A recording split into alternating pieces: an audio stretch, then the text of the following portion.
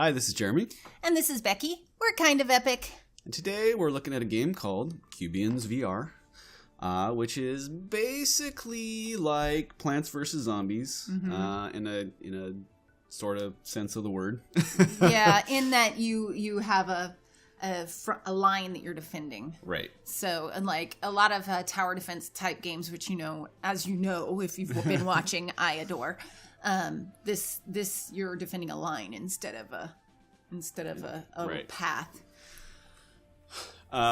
So basically the way it works is there's a bunch of different troops or creatures, guys that you can place on the board. Yep.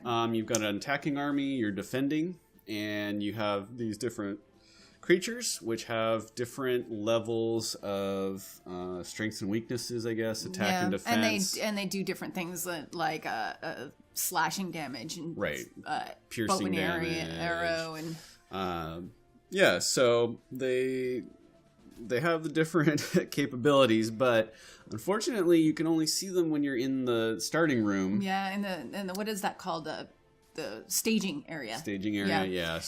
And it's a little hard to see. I don't know if you'll see it on this, but you have to turn the little guys over. They're sitting on a shelf. Right, so they're like little collectibles almost. And you pull them off the shelf and you look on the bottom and it has an icon of what they are strong and weak against. Right. But it's really pixelated, like super, super fuzzy. Mm-hmm. So they're really hard to see. And the instructions for the game are translated from, I'm not sure. I think it's Korean. It looks like, I think it was developed by a Korean team. Yeah, to English, and it's not a really good translation. I mean, we didn't use it, but there's a video of me standing in front of the instructions for like a full minute trying to comprehend what they were saying, because it just didn't, I couldn't get it to make sense to me.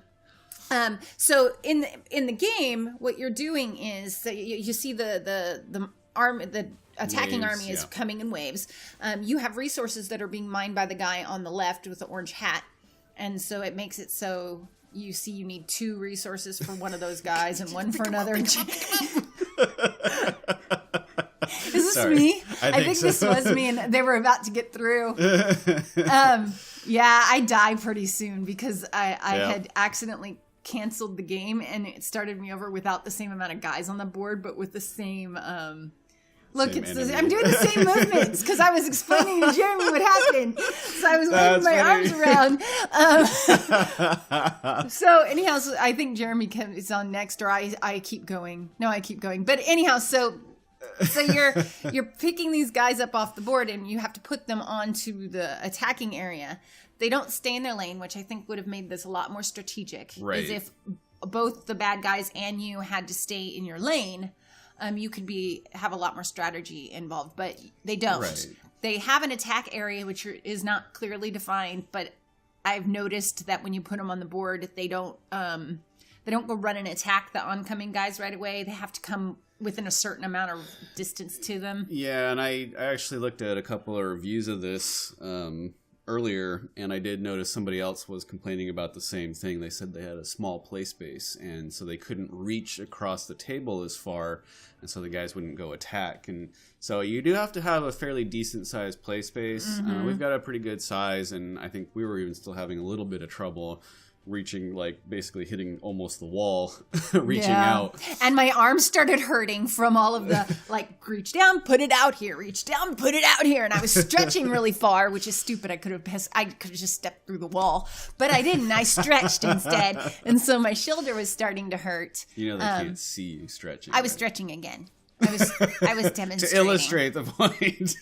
You could probably hear the difference in her voice getting louder and quieter, but so anyhow, so they don't necessarily attack just because you put them on the board. Something has to come into their range, but you don't really know what their range is. Right. I really, really wish this kept it to their lanes, because it does make it difficult to even understand where you need to put the guys. It doesn't seem strategic to me so much as move freaking fast and get as many guys on the board as possible. As you can is kind of the strategy that seems to work. You definitely. I mean, there could be a lot of strategy. I mean, there's the flying guys. There's the guys with shields and swords. There's spears. There's guys with bows and arrows. The flowers that shoot. The white ones shoot things. Seeds so or something. You have range guys. You have guys that are up close. You've got different types of attacks.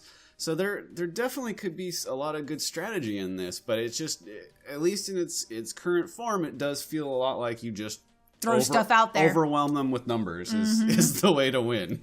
Yeah. See, if you look on the left there, the little white flower guy, he's not going because he's too far away from the action. Nothing's coming. These guys, nothing's coming to their range. Right. So we start stretching out farther to try and get more guys out there. I think I tried to throw them. Yeah, it doesn't work. They just kind of fall. Yeah. There's also magic spells that you can use. Oh yeah, that was hard. That was the thing that I had trouble understanding. You were trying to understand the what they were instructions saying. about. Yeah. But basically, you turn your hand over, your left hand, and it opens a book, and then you can grab a spell and use it. It's a one-time use, though, right? It's one-time use. You get up to 4 spells, I think. You start with 1, which is like the lightning bolt. Mm-hmm. The second one that we got was a healing spell, so you can heal your guys. Oh. And then there was a third one. I can't remember what it does. It's like a purple swirly cloud thingy, but I don't remember what it does.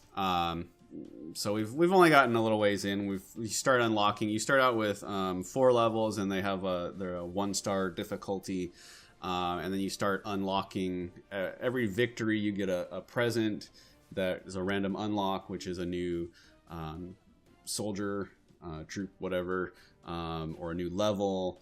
Or something, or a new spell or something. So, but it's all very random. So you have to keep playing to unlock the next level of difficulty, which is also a little weird to me. You'd think once you beat it on the lower level, you could then play the higher level difficulty. Mm-hmm. But whatever, that's okay.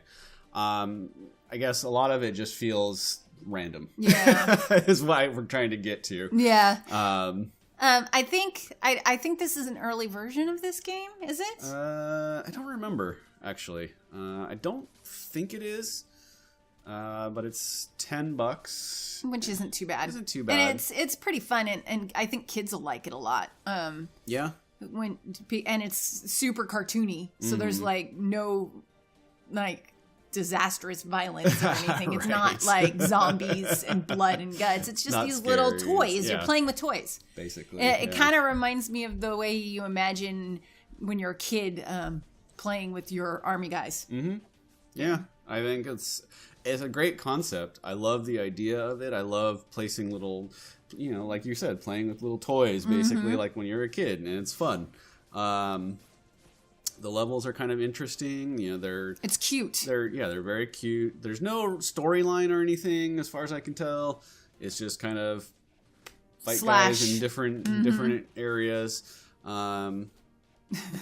And gosh, those big guys. Yeah, there's a lot of a variety of enemy types, which I think is cool. The 4 different levels have like 4 different types. Eventually we get robots, and there's like dinosaurs. Dinosaurs, and they really are all like your toys you played with as a kid. Yeah. I mean, if you see to the right, you can. I didn't really take any time to look around when we were recording, but it looks like you're standing in a Lego world that somebody built. Yeah. And it's pretty fun. Minecrafty, I guess. Yeah. So you start out with these guys that we have already picked out, and then you have to replace them because you only get a certain amount. 10 different types. And that's where we discovered how you figure out what their damage is and what they can do. But like I said, you can see here, they're very hard to make out. But I was trying to figure out what I should replace. I should replace with the new guy, because I wanted to try the new guy. Mm-hmm. So it's I love this. I love this like pre-strategy thing where you have to figure out what you need to use. Yeah. And I love the staging area a lot, because it really is like you're getting ready to go play with your toys. Yeah. So I think the staging area is fantastic. I really wish there was a little more strategy involved and they stayed in their lane. If they stayed in their lane, but they may have been trying not to be too much like Plants vs. Zombies, because it would have been if they stayed in their lane. Yeah. And, again, if it was, even with them not being in the lane, that's okay. It's just, I think this damage and there's too many variables. Mm-hmm. And it's if it was just like a rock, paper, scissors kind of thing, you know, where you've got, I don't know, range guys. Yeah, I was trying to figure out what this meant. Yeah. Because it doesn't seem to matter that much. Mm-hmm. Yeah, it is a little confusing. I think with gameplay, you get used to it and you'll start understanding what they do just from watching them fight. But I was having a pretty tough time just trying to sort it out from the instructions and the pictures that were available to you. So it's fun. It's just a little hard to suss out. But once you do, it's definitely an interesting concept, and I do love this staging area. I think that it's really cool, and I can't wait to have it filled with the different toys you get to pick from. Yeah. And I don't know if we saw earlier, but there was the little globes on the right side where you pick the level you want to go to, and they all start with there's just one of each on each shelf, and that's the level 1 or the 1-star challenge. And then you get more, and it looks like it goes up to 5 stars, I think, difficulty. So it does. It just must be a huge amount of ways. Difficult, yeah. But we're getting there. We've unlocked a few of the second level ones, maybe 2 or 3 of them. I think I played 1. Can't remember now, but yeah, I mean, it was fun. I kept playing, like. Oh yeah, we both played a really long time. Like Plants vs. Zombies or any of those type of games where it's just. You just kind of are having fun, and it's sort of mindless fun. So, yeah. Well, I don't think Plants vs. Zombies is mindless. That's pretty strategic there. Maybe if you're a zombie. Have you tried Cubians VR? What do you think? If you enjoyed the video, be sure to subscribe and hit the like button. Also, let us know if there's a Vive title you would like to see us review in the comments. And we will see you on the next one. Bye!